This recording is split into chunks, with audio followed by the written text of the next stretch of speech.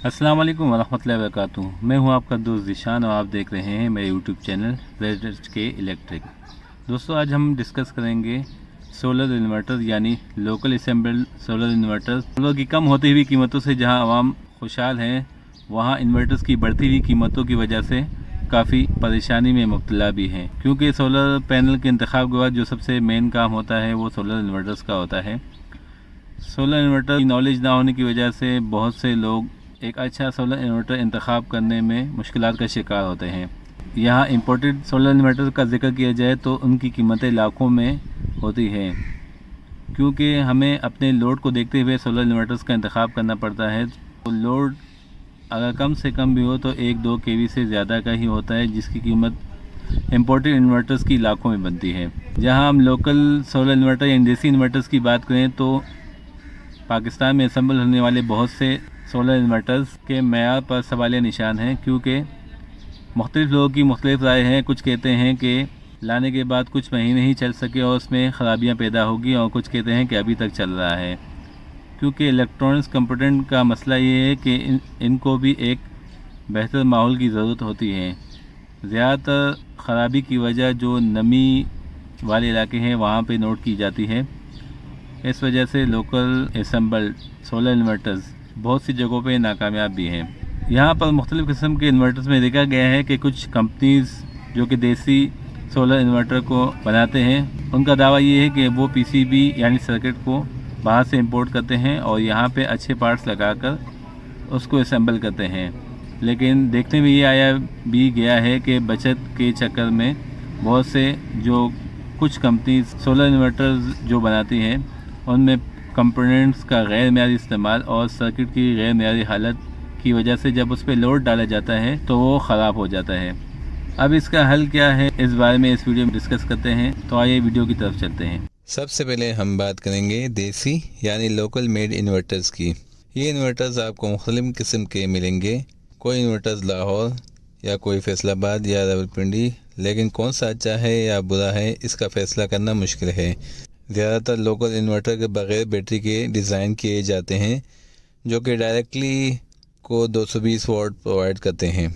इन देसी इन्वर्टर्स का मसला ये है कि इनकी कोई वारंटी नहीं होती, ना कोई प्रोटेक्शन जैसे इम्पोर्टेड इन्वर्टर में P65 या इसके अलावा जो प्रोटेक्शंस के दी जाती हैं किसी और किस्म की। या लोकल इन्वर्टर्स इन चीज़ों से काफ़ी दूर होते हैं, लेकिन बहुत ही सस्ते होने की वजह से लोगों में देसी इन्वर्टर्स लेने का रुझान बढ़ रहा है, क्योंकि देसी इन्वर्टर्स की डिमांड आजकल मार्केट में बहुत तेज़ी से बढ़ रही है और इनकी आमद भी अभी कुछ अर्सा पहले ही मार्केट में हुई है।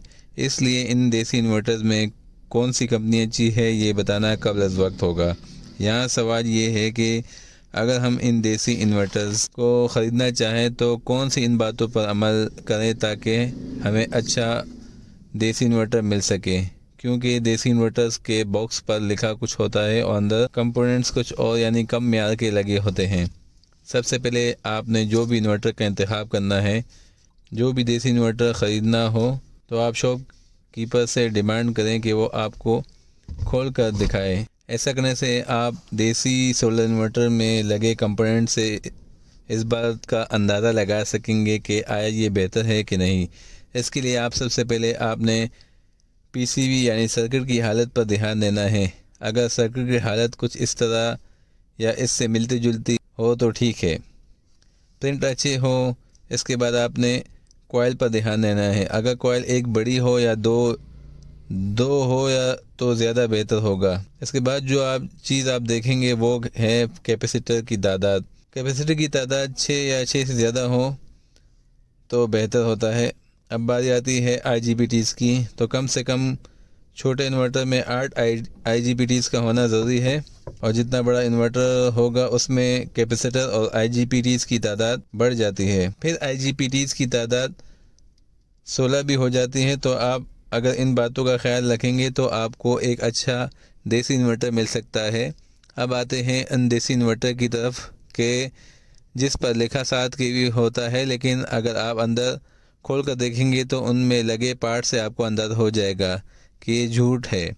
जैसा कि 3 से 4 IGBTs लगे होंगे, 2 से 4 कैपेसिटर हो सकते हैं और एक छोटी सी कॉइल लगी होगी। تو ایسے انورٹرز کو آپ نے بالکل نہیں خریدنا، اس سے دور رہنا ہے۔ آج کل دیسی انورٹرز میں وابڈا شیئرنگ والے انورٹر بھی آئے ہوئے ہیں جن میں آپ کو برج ریفلیکٹر لگے ہوئے دیکھیں گے۔ ہمیشہ اس بات کا خیال رکھیں کہ اگر انورٹر میں ایک برج ریفلیکٹر ہے تو وہ وابڈا شیئرنگ والا نہیں ہوگا۔ ہمیشہ وابڈا شیئرنگ کے لیے 2 برج ریفلیکٹر لگتے ہیں، کیونکہ وابڈا شیئرنگ میں ایک برج ریفلیکٹر اے سی کو ڈی سی بنانے میں استعمال ہوتا ہے اور دوسرا ریورس کرنٹ سے پروٹیکشن کے لیے ہوتا ہے۔ اس کے بعد جو چیز آپ نے دیسی انورٹر میں دیکھنی ہے وہ کولنگ فین ہے، یعنی کولنگ فین ایک ہے تو کیا اس قابل ہے جو انورٹر کو ٹھنڈا کر سکتا ہے؟ اگر نہیں تو 2 چھوٹے فین ہو تو وہ بھی بہتر ہے جو اندر انورٹر کے ماحول کو ٹھنڈا رکھ سکے۔ اب اگر یہ سب چیزیں ٹھیک ہے تو آپ نے انورٹر انسٹال کرنے کے بعد آپ نے انورٹر کا خیال بھی رکھنا ہے۔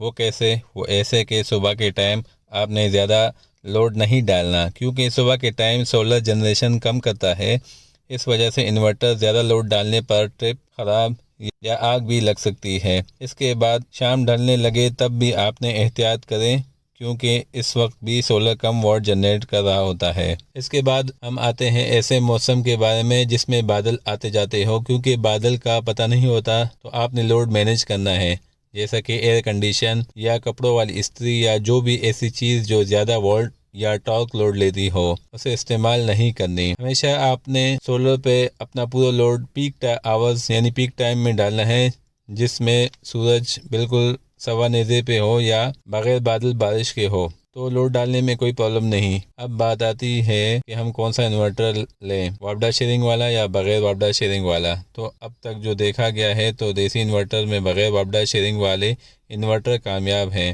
اگر آپ اس بتائی گئی احتیاطی تدابیر کے ساتھ چلیں گے تب آپ کا انورٹر کبھی خراب نہیں ہوگا اور بہتر طریقے سے کام کرے گا۔ مارکیٹ سے تیار انورٹر سے بہتر ہے کہ اگر آپ علاقے میں کوئی ٹیکنیشین لوکلی انورٹر تیار کر رہا ہو تو آپ اس سے بھی تیار کروا سکتے ہیں تو بہتر ہے، کیونکہ آپ اس میں اپنی مرضی کی چیزیں ڈلوا سکیں گے، جیسے کہ ایک اچھی P C B, circuit capacitor, coil I G B Ts اور اچھی کولنگ فین لگوا سکتے ہیں، اور خراب ہونے کی صورت میں آپ اسے جلد ٹھیک بھی کروا سکتے ہیں، کیونکہ مارکیٹ میں بنے ہوئے انورٹر میں وارنٹی نہیں ہوتی، لیکن علاقے میں آرڈر پر بنا ہوا انورٹر آپ بار بار ریپیئر بھی کروا سکتے ہیں اور وہ آپ کو مناسب وارنٹی بھی دے سکتا ہے۔ اب آپ نے فیصلہ کرنا ہے کہ اگر آپ کو ویڈیو میں دکھائی ہوئی چیزوں کی سمجھ ہے تو یہ انورٹر آپ خود بھی لینے جا سکتے ہیں۔ سمجھ نہیں آتی تو کسی ٹیکنیشین کو ساتھ لے جا کر ان سے ڈیمانڈ کریں کہ اس کو انورٹر میں یہ چیزیں اور خصوصیات والا انورٹر چاہیے جو ویڈیو میں دکھائی گئی ہیں۔ ویڈیو میں آپ کو بتا دیا گیا ہے کہ کون سا دیسی سولر انورٹر آپ نے لینا ہے اور کون سا نہیں لینا، فیصلہ آپ نے کرنا ہے۔ ویڈیو اچھی لگی ہو تو لائک کیجیے گا، سبسکرائب کیجیے گا اور کمنٹ سیکشن میں اظہار ضرور کیجیے گا تاکہ ہم آپ کے لیے ایسی انفارمیٹیو ویڈیوز مستقبل میں لا سکیں۔ اپنا خیال رکھیے گا، تب تک کے لیے اللہ حافظ۔